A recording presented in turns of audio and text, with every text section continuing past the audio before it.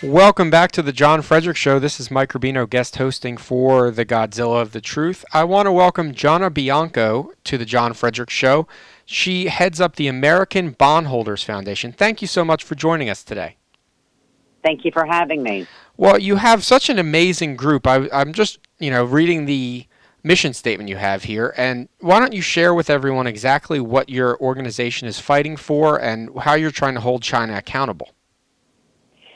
In 2001, the American Bondholders Foundation was created to represent individual citizens holding defaulted sovereign debt that the People's Republic of China owes Americans.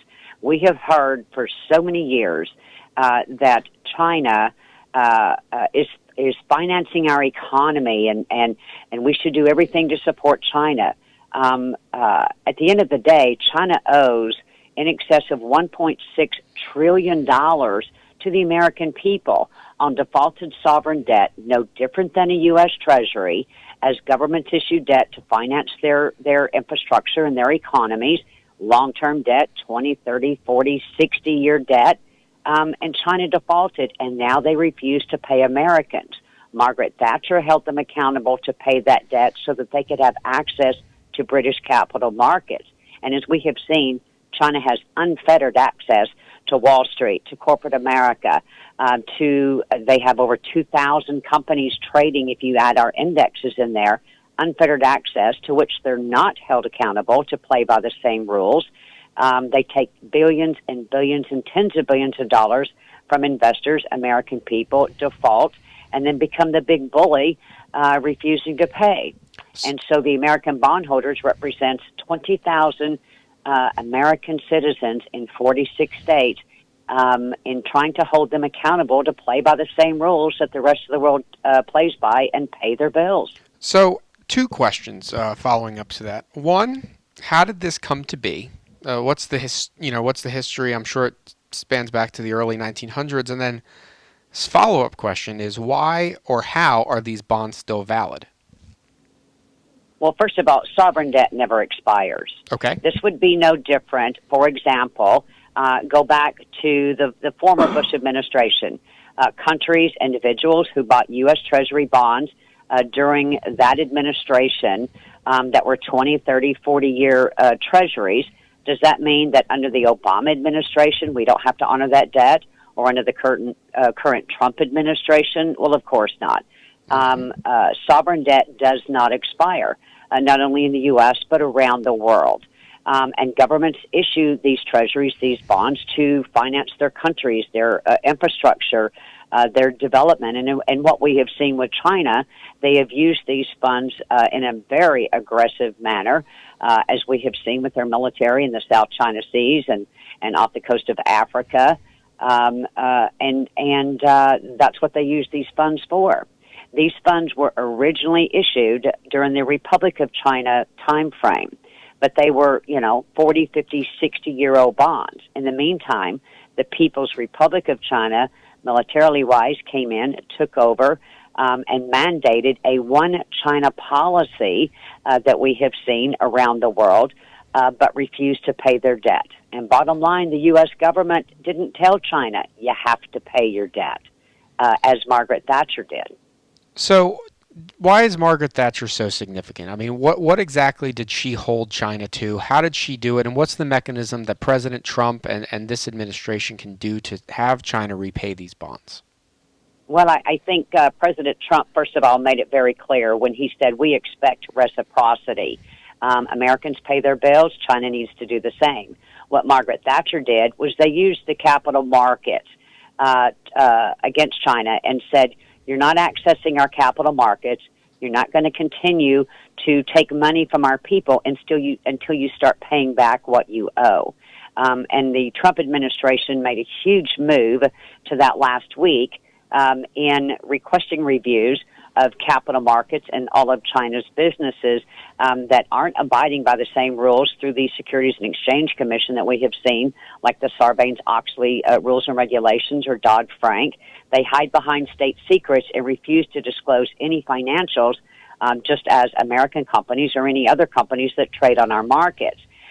It took 10 years for the U.S. Senate to bring that bill to get passed to which the U.S. Senate gave 3 years for them to get in compliance.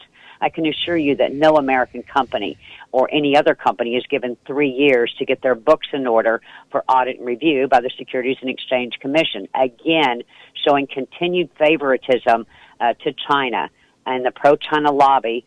I couldn't have echoed your former guest, Matt Mowers, any better as he described it. The continued aggressions, the intellectual property thefts, what we've seen now in propaganda. China is given favoritism, and they have caches of cash that they stuff bad politicians' pocket with to be pro-China lobbyists, which is what we've seen with Beijing Biden over the years during the Obama administration and before. So, bottom line, the Trump administration has taken a very tough stand in trade against China, and as of this past week, issuing executive orders for review of their access to capital markets and to continue to deny them access or begin to deny them access if they can't comply with the same rules and regulations that the rest of the world abides by. Now, does China issue new debt to Americans? Meaning, do we take advantage of their system and they're taking advantage of us and our system? Actually, since the ABF's creation, Goldman Sachs went to issue new government sovereign bonds for China on U.S. soil. And since that time, in 2003, the American Bonholders Foundation has blocked any of them. The way around it, however, with the assistance of many politicians, the agreements with Joe Biden that we saw being made since 2011 and during the Obama administration, they created more state-owned enterprises, which bottom line are all government-owned and controlled, which is why they now have over 2,000 of them trading on our markets and indexes. And so they got around and skirted around the law of not having to disclose to the American people that they're actually in default, technically selective default. If you look at the A-plus credit ratings that China has given falsely, Standard & Poor's, Moody's, and Fitch give them these pumped-up ratings when they should be technically in selective default because they've already paid Great Britain for the very same bonds that Americans hold. And it's not just America. The French are holding, the Belgians are holding, and it's time that China be held to account the same as the rest of the world is. So just to synthesize this for our listeners, and then I want to dive into how they can help you. So the U.S. purchased bonds that China built in the 1900s, early 1900s. China owes these U.S. bondholders about $1.6 trillion in unpaid debt. But Correct. America pays China $72 million in interest daily. Correct. So how can the listeners get involved in your cause? What can we do? How can we engage? How can we stop China from doing this? What we have proposed to the administration is to utilize these bonds, and instead of paying American tax dollars to China, pay China with their own paper. Bring these into the U.S. government, and every time that we're due to pay that $72 million a day, billions and billions a year, pay China with their own paper, and let the American taxpayer benefit from the reduction of our debt by over $1 trillion. I mean, we just saw Nancy Pelosi request $3 trillion. You were talking about that earlier.